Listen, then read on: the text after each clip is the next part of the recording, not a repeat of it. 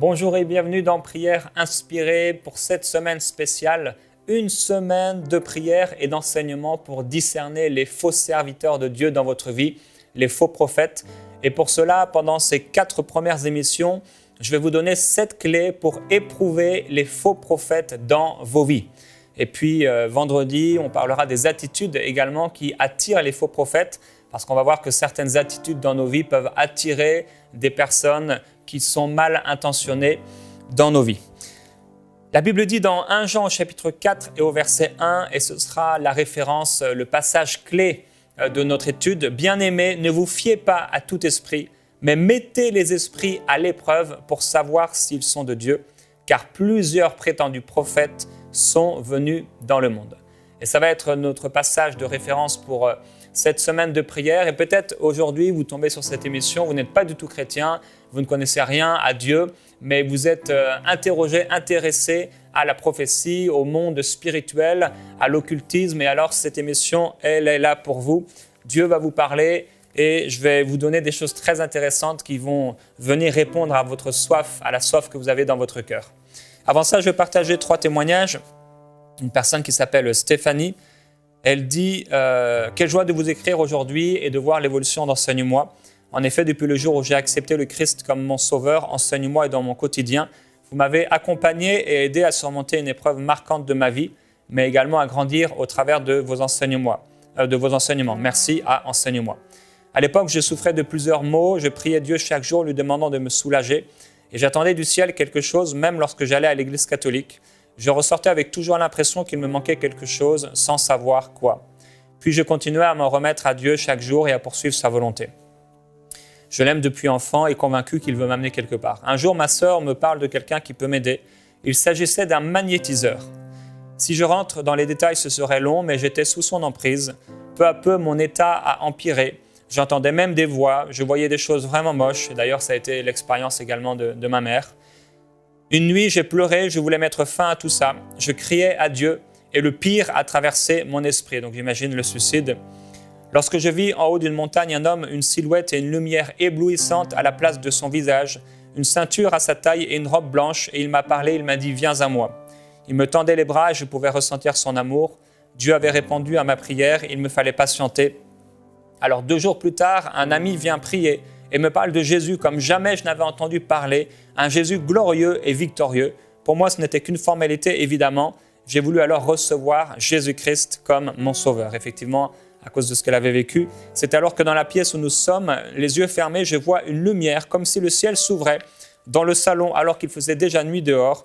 Je suis alors délicatement déposé à genoux, je ressens une paix immense et une délivrance s'en est suivie.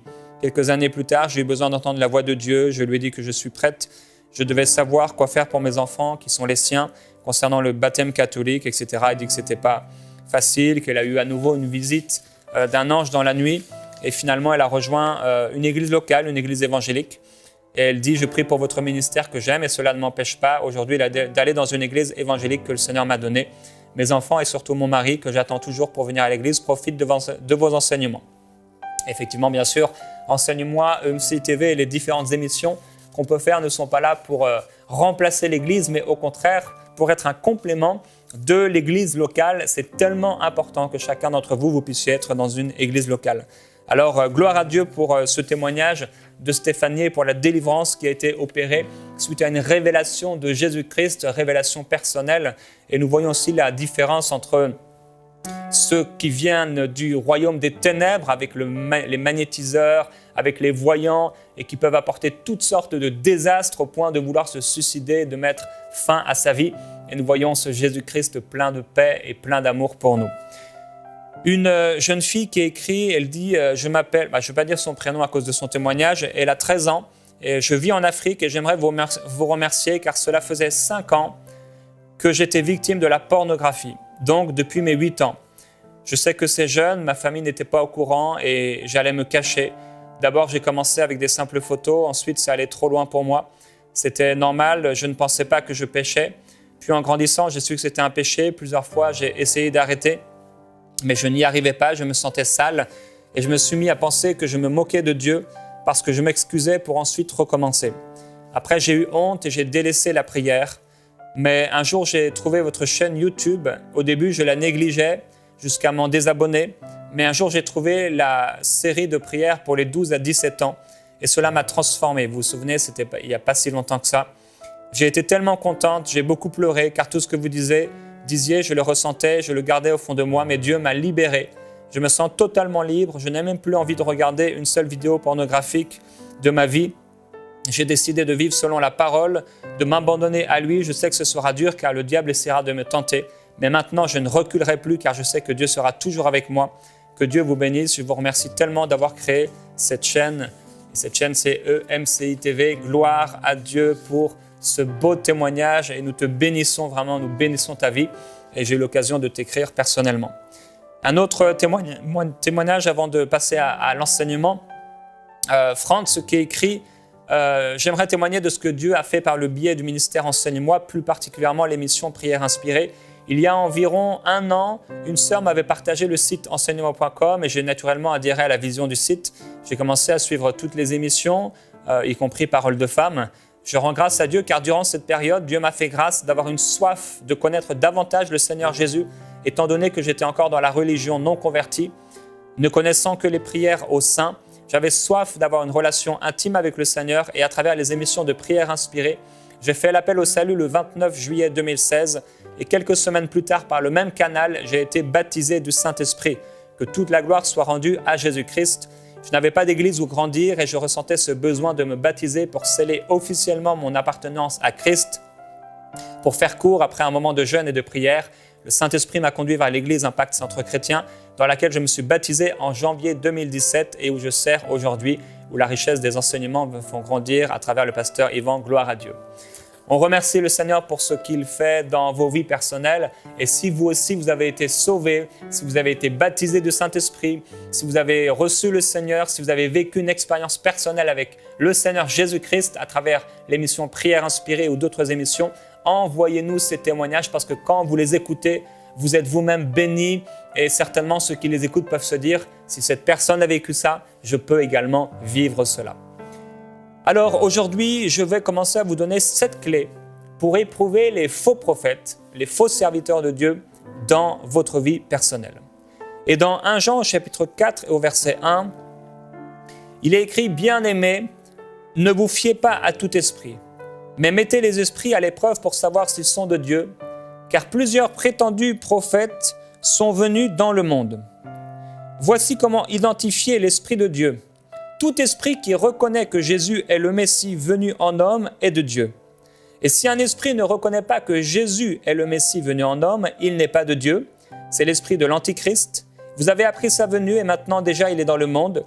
Vous, petits enfants, vous êtes de Dieu et vous avez vaincu ces prétendus prophètes parce que celui qui est en vous est plus grand que celui qui est dans le monde. Eux, ils sont du monde, voilà pourquoi ils parlent d'après le monde et que le monde les écoute. Nous, nous sommes de Dieu. Celui qui connaît Dieu nous écoute, celui qui n'est pas de Dieu ne nous écoute pas. C'est ainsi que nous identifions l'esprit de la vérité et l'esprit de l'erreur. Bien-aimés, aimons-nous les uns les autres, car l'amour de Dieu et toute personne qui aime est née de Dieu et connaît Dieu. Celui qui n'aime pas n'a pas connu Dieu, car Dieu est amour. Et au verset 11, « Bien-aimés, puisque Dieu nous a tant aimés, nous devons nous aussi nous aimer les uns les autres. Personne n'a jamais vu Dieu. Si nous nous aimons les uns les autres, Dieu demeure en nous et son amour est parfait en nous. Nous reconnaissons que nous demeurons en lui et qu'il demeure en nous au fait qu'il nous a donné son esprit. Celui qui déclare publiquement que Jésus est le Fils de Dieu, Dieu demeure en lui et lui en Dieu. » Et je vais aller directement au verset 20, mais tout ce passage est vraiment fortement intéressant. Si quelqu'un dit « j'aime Dieu » alors qu'il déteste son frère, c'est un menteur. Voilà ce que déclare l'apôtre Jean. Il dit « Bien-aimés, d'abord, ne vous fiez pas à tout esprit ». C'est clair et c'est tellement important que nous puissions comprendre que ce n'est pas parce que quelqu'un parle, soi-disant de la part de Dieu, qu'il vient ou qu'il est sous l'influence de Dieu. Ce n'est pas parce qu'on parle d'anges ou de paroles divines ou de proverbes ou de paroles même de Jésus que l'influence est divine et que la personne est un véritable serviteur ou une servante de Dieu. Il dit « mais mettez les esprits à l'épreuve pour savoir s'ils sont de Dieu ». Ça veut dire qu'il y a des possibilités d'éprouver les esprits. La parole de Dieu parlera de l'or. L'or, on vient le purifier par le feu et on vient enlever les souillures. Eh bien, avec les esprits, c'est la même chose. Dieu nous donne des clés et pendant ces 4 premières émissions, cette semaine, je vais vous partager un enseignement où je vais vous donner 7 clés pour reconnaître, pour éprouver les esprits et pour reconnaître si les personnes que vous suivez, les personnes que vous écoutez sont de Dieu ou ne sont pas de Dieu. Jean dit, plusieurs prétendus prophètes sont venus dans le monde. Donc, il y a des faux prophètes dans votre entourage proche ou dans votre entourage éloigné. Et maintenant, à travers les médias, nous savons qu'il nous suffit d'aller sur Internet, sur YouTube par exemple, et d'être exposé à toutes sortes de faux prophètes. Alors, il dit, voici comment identifier l'Esprit de Dieu. Tout esprit qui reconnaît que Jésus est le Messie venu en homme est de Dieu. Et si un esprit ne reconnaît pas que Jésus est le Messie venu en homme, il n'est pas de Dieu. C'est l'esprit de l'Antichrist. Et ici, c'est une première clé que l'apôtre Jean va nous donner.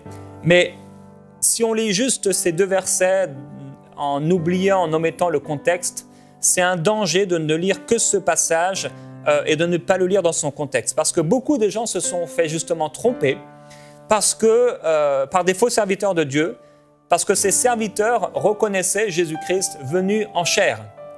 Et ce n'est pas seulement, ici il est en train de dire que une personne qui marche avec Dieu doit reconnaître que Jésus est venu en chair. Mais ce n'est pas la seule chose qui prouve qu'une personne est sous l'influence divine. Il est en train de dire, c'est la première chose que quelqu'un qui parle sous l'influence divine doit reconnaître, c'est que Jésus-Christ, finalement, est le Fils de Dieu. Bien sûr, c'est la première des choses, mais ce n'est pas parce que quelqu'un dit que Jésus est le Fils de Dieu qu'il est forcément sous l'influence de Dieu ou qu'il est un véritable prophète. C'est pourquoi les démons ne cessaient de crier à Jésus « Tu es le Fils de Dieu !» Et pourtant, bien sûr, ils n'étaient pas sous l'influence du Saint-Esprit, puisque Jésus d'ailleurs les faisait taire. Il y a à un moment, cette sorcière qui était derrière l'apôtre Paul et derrière les apôtres et qui disait constamment « Ces serviteurs sont les serviteurs du Dieu très haut, ils vous annoncent la voie du salut » et elle n'était pas inspirée par le Saint-Esprit, sinon Paul n'aurait pas chassé les esprits qui étaient en train d'inspirer cette femme à dire de telles choses. Donc, premièrement, un véritable prophète ou un véritable serviteur de Dieu reconnaît que Jésus-Christ est venu en chair et qu'il est le Fils de Dieu, mais ce n'est pas tout. Il dit encore, vous petits enfants, au verset 4, vous êtes de Dieu et vous avez vaincu ces prétendus prophètes parce que celui qui est en vous est plus grand que celui qui est dans le monde. Jean ici nous donne la première clé pour reconnaître le vrai du faux. La première clé pour éprouver les esprits, c'est l'Esprit de Dieu. Le témoignage intérieur. Dieu en nous. C'est ce qu'il écrit ici. Vous petits enfants, vous êtes de Dieu et vous avez vaincu ces prétendus prophètes parce que celui qui est en vous est plus grand que celui qui est dans le monde. Ça veut dire que l'Esprit de Dieu en vous est la première des clés qui va vous permettre d'éprouver un esprit. Le Saint-Esprit en vous, comme l'apôtre Paul avec cette sorcière, sentait dans son esprit ce qu'elle disait était vrai, mais l'influence était mauvaise. Alors la première des clés, écoutez votre nature spirituelle, écoutez votre témoignage intérieur. Si vous ressentez un malaise, et on a lu tout à l'heure dans ces témoignages de cette personne qui a rencontré un magnétiseur, elle a commencé à se sentir mal, elle a commencé à faire des cauchemars et toutes sortes de choses. Écoutez votre témoignage intérieur et même si d'ailleurs vous n'êtes pas encore sauvé, si vous n'avez pas reçu le Seigneur Jésus-Christ, je crois que si vous avez l'amour pour la vérité, l'Esprit de Dieu va vous inspirer et vous amener vers le vrai parce que c'est Dieu lui-même qui vous attire à lui. Jean continue, il dit au verset 6, « Nous sommes de Dieu, car celui qui connaît Dieu nous écoute, celui qui n'est pas de Dieu ne nous écoute pas. C'est ainsi que nous identifions l'Esprit de la vérité et l'esprit de l'erreur. » Alors, Jean et les apôtres ne sont plus là aujourd'hui pour qu'on puisse savoir, voilà ce qu'ils disent, alors c'est la vérité, donc si on me dit le contraire, ce n'est pas la vérité. La deuxième clé ici que Jean nous apporte, c'est la parole de Dieu qu'ils ont écrite. Il dit que celui qui ne nous écoute pas n'est pas de Dieu. Deuxième clé, la parole de Dieu écrite, c'est-à-dire la Bible interprétée à travers Christ, médiateur d'une nouvelle alliance. Parce qu'on ne peut pas prendre seulement l'Ancien Testament, comme certaines religions le font. Nous prenons toute la parole de Dieu et nous lisons la parole de Dieu à travers Christ et la nouvelle alliance. On parlera du zèle amer, entre autres, et de l'esprit de vengeance et de dispute. La parole de Dieu, c'est le deuxième élément. Remarquez que celui qui connaît Dieu écoute la vérité, mais celui qui n'est pas de Dieu est à l'écoute de l'esprit de l'erreur. Alors, qu'est-ce que ça veut dire connaître Dieu? Jean continue, toujours dans le même chapitre, dans Jean au chapitre 4, 1 Jean chapitre 4, et au verset 7, « Bien-aimés, aimons-nous les uns les autres, car l'amour vient de Dieu. Et toute personne qui aime est née de Dieu et connaît Dieu. Celui qui n'aime pas n'a pas connu Dieu, car Dieu est amour. » L'apôtre Jean nous donne la troisième clé ici, la troisième parmi les 7 clés que je vais vous apporter. La troisième clé de discernement spirituel, c'est l'amour de Dieu. La troisième clé, l'amour de Dieu. L'amour versus la haine. Si la personne qui parle n'est pas dans l'amour, si cette personne que vous écoutez est animée par un esprit de dispute, elle ne parle pas sous l'influence du Saint-Esprit. Alors il y a l'esprit de l'amour qui combat contre l'esprit de dispute. L'apôtre Jean est en train de nous dire ici, ce n'est pas seulement parce que quelqu'un reconnaît Jésus-Christ dans la chair, mais dans le contexte, il dit qu'on doit reconnaître que Jésus est venu dans la chair, mais on doit écouter la parole de Dieu et nous devons être dans l'amour. Si quelqu'un dit et reconnaît que Jésus-Christ est venu dans la chair, mais qu'il est animé par un esprit de dispute, de colère, de querelle, il n'est pas animé par le Saint-Esprit. Donc ce n'est pas seulement le fait de confesser Jésus qui nous assure que quelqu'un parle de la part de Dieu. Les démons eux-mêmes croient en Dieu et ils tremblent. Et le diable est tellement rusé qu'il peut utiliser la religion pour détourner les gens du Seigneur. Et on connaît toutes sortes de religions où les gens vont prier des morts, où les gens vont prier des statues et ils sont dans l'erreur. La clé dont parle Jean dans tout son chapitre, en fait, c'est l'amour. Il existe des vidéos de serviteurs de Dieu sur Internet qui paraissent très humbles. Ils ne veulent pas se faire appeler ni prophète, ni apôtre. Ils disent plus personne n'est apôtre, plus personne n'est prophète. Je suis un simple serviteur de Dieu. On a l'impression, en les écoutant, qu'ils ont le ministère de Jean-Baptiste. Ils disent, moi je suis juste une voix. Et derrière leur apparence d'humilité, ils cachent bien des choses et surtout beaucoup de haine et de colère et un esprit de dispute. Dans Philippiens chapitre 1 au verset 15, quelques-uns, il est vrai, prêchent Christ par envie et par esprit de dispute, mais d'autres le prêchent avec des dispositions bienveillantes. Ceux-ci agissent par amour, sachant que je suis établi pour la défense de l'Évangile, tandis que ceux-là, animés d'un esprit de dispute, annoncent Christ par des motifs qui ne sont pas purs et avec la pensée de me susciter quelques tribulations dans mes liens. Alors, on a beaucoup de choses à partager pendant cette semaine. J'ai beaucoup d'enseignements à partager avec vous. On va passer dès maintenant un temps à prier ensemble et on continuera à parler de ces clés.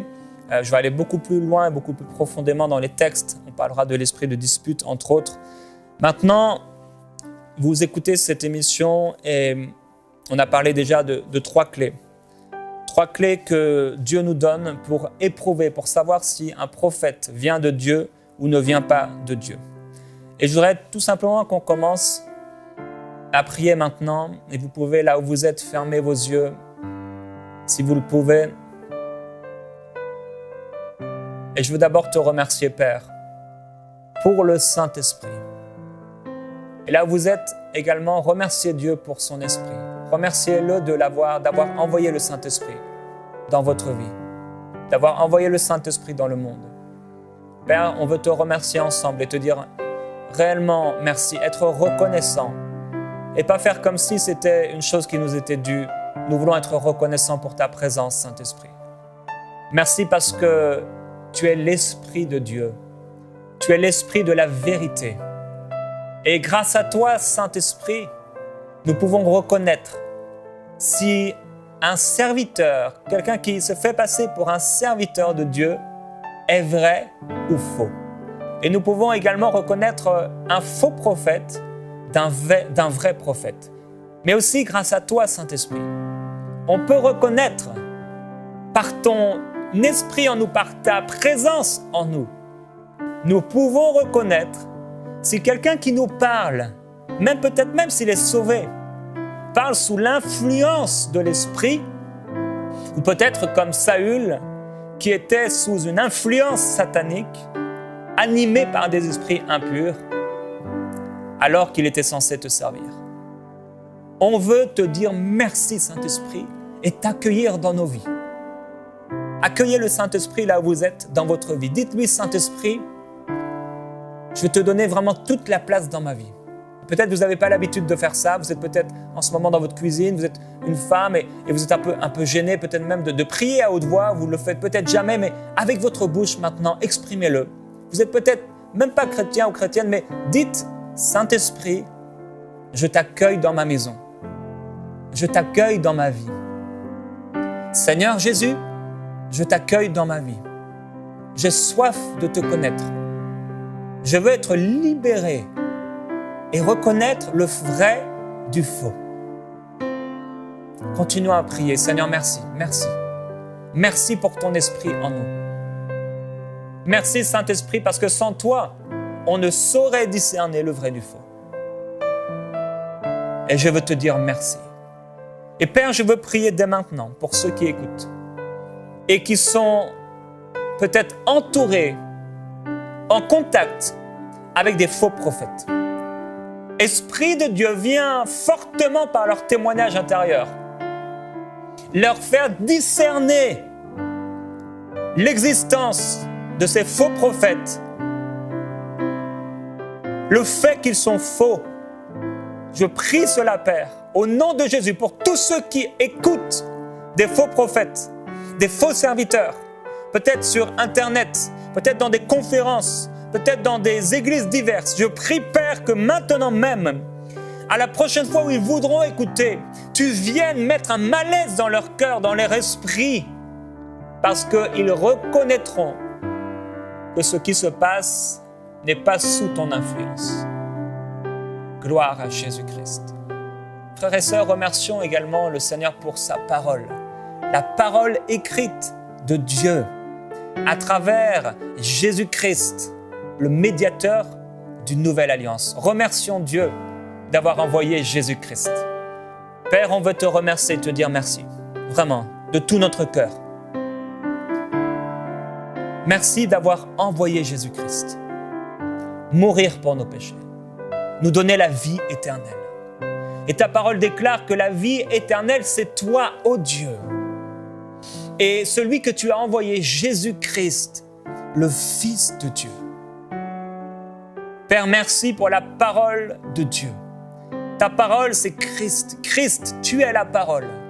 Et Seigneur Jésus, on veut vraiment te remercier pour ta présence dans nos vies. Merci d'avoir payé le prix, d'avoir donné ta vie. Merci parce que le sang a coulé pour pardonner et purifier nos péchés. Et si aujourd'hui vous n'avez jamais reçu Jésus-Christ dans votre vie, si vous vivez pour vous-même et vous ne vivez pas pour Dieu, eh bien là où vous êtes, demandez pardon à Dieu de vivre pour vous et donnez votre vie à Dieu. Dites-lui, je te demande pardon pour mes péchés. Je ne veux plus vivre pour moi, mais Dieu vient habiter dans mon cœur et vient changer ma vie. Seigneur Jésus-Christ, merci pour ta présence. Oui, tu es la parole de Dieu, tu es Christ révélé, la parole. Et je prie que tu puisses, dans la vie de ceux qui écoutent, vraiment prendre de plus en plus de place dans leur cœur. Je prie que tu prennes toute la place, que tu viennes, Seigneur, tabernacler, c'est-à-dire prendre toute la place dans leur esprit. Qu'ils soient enracinés et fondés en toi, mais également enracinés et fondés dans ton amour. Père, je prie que ceux qui écoutent puissent comprendre ta parole à travers la nouvelle alliance. Alors que dans l'Ancien Testament, plusieurs étaient animés comme, entre guillemets, d'un esprit de colère et de vengeance. Mais dans la nouvelle alliance, c'est l'esprit de réconciliation, de miséricorde et d'amour. Seigneur Jésus-Christ, quand tu es venu, Tu n'es pas venu pour condamner le monde, mais tu es venu pour que le monde soit sauvé par toi. Ta parole déclare que tu nous as aimés même avant qu'on puisse exister. Quand on était encore pécheurs, tu nous aimais. Remerciez Dieu là où vous êtes pour son amour. Son amour est tellement immense et c'est pourquoi il y a plusieurs personnes qui écoutent aujourd'hui. Vous n'allez pas dans des églises où parfois vous allez peut-être brûler des cierges, ou peut-être vous allez seulement pour les enterrements et les mariages, mais vous recherchez profondément Dieu.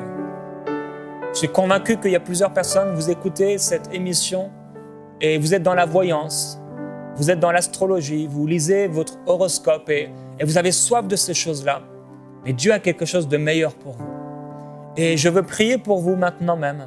Là où vous êtes, vous pouvez simplement, comme un geste d'ouverture à Dieu, mettre vos mains comme ça, les présenter auprès de Dieu. Ce n'est pas quelque chose, c'est juste un geste d'ouverture. Et je veux prier pour vous maintenant. Père, je prie pour ces personnes qui écoutent et qui sont assoiffées de Dieu, assoiffées peut-être des choses surnaturelles. Ta parole déclare que tu as mis dans le cœur de l'homme la pensée de l'éternité. Si cette personne a soif du surnaturel et si elle a été attirée vers des choses mauvaises, c'est parce que dans son cœur, elle sait qu'il y a quelque chose de plus. Et elle aimerait être connectée avec les choses célestes. Père, je prie pour cette personne maintenant, pour ces personnes, pour qu'ils soient libérés maintenant de tout esprit de mensonge. Au nom de Jésus-Christ, j'ordonne à tout esprit d'erreur et tout esprit de mensonge de quitter votre vie maintenant. Je déclare que tout joug est brisé maintenant. Et si vous écoutez cette émission avec moi, frères et sœurs, priez pour eux. Que la gloire de Dieu maintenant vous touche entièrement. Qu'elle vous libère maintenant même. Si vous connaissez, frères et sœurs, des personnes autour de vous qui êtes sous ces influences, priez pour eux maintenant. Oui, Père, je veux prier pour eux, pour cette personne maintenant, pour ces personnes. Et déclarer que ta présence vient fortement en eux, les libérer, les guérir et leur révéler Jésus-Christ. Oui, Père, je prie que tu révèles Jésus-Christ en eux. La vérité, la véritable lumière qui, venue dans le monde, éclaire tout homme. Tu es la véritable lumière, Seigneur Jésus-Christ. Je t'adore et je te glorifie. Merci pour ta présence et ta paix maintenant sur tous ceux qui écoutent. Recevez la paix de Dieu. On a juste commencé à aborder ce thème, alors je vous encourage à revenir demain dans Prière inspirée.